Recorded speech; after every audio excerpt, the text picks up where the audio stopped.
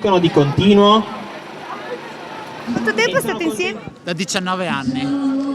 Ci siamo conosciuti a Londra e poi 10 anni fa ci siamo trasferiti qua in Italia. Vorreste sposarvi naturalmente? Sì, un giorno sì. E avere anche dei figli?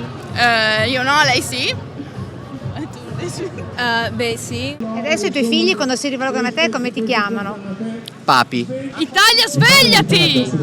E Treviso, svegliati! Prove tecniche di Gay Pride oggi a Treviso. Questo credo sia veramente l'inizio di un grandissimo percorso che vedrà a giugno il Triveneto scendere a Treviso. Con il comitato organizzatore che tenta di spegnere ogni critica contro la manifestazione di inizio estate. Assolutamente manifestazioni di gioia, di colore, c'è un'armoniosa, c'è l'armonia delle differenze. È una manifestazione fatta per rivendicare diritti, per avere visibilità e non certo una manifestazione di contestazione o di polemica. Questo pomeriggio in 400 con palloncini colorati, balli e slogan al presidio di Piazza Indipendenza per sostenere i diritti delle unioni civili a grido di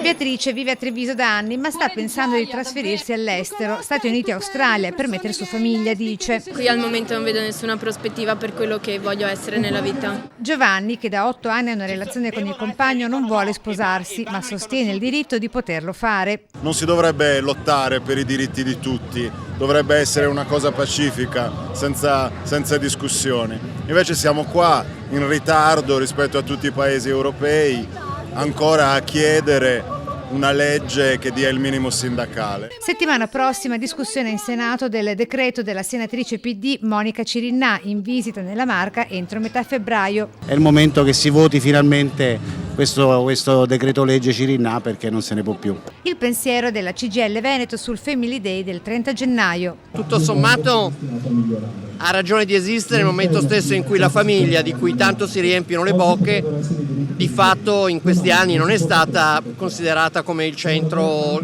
del mondo. Il problema è che viene strumentalizzata e utilizzata per disconoscere altri tipi di famiglie.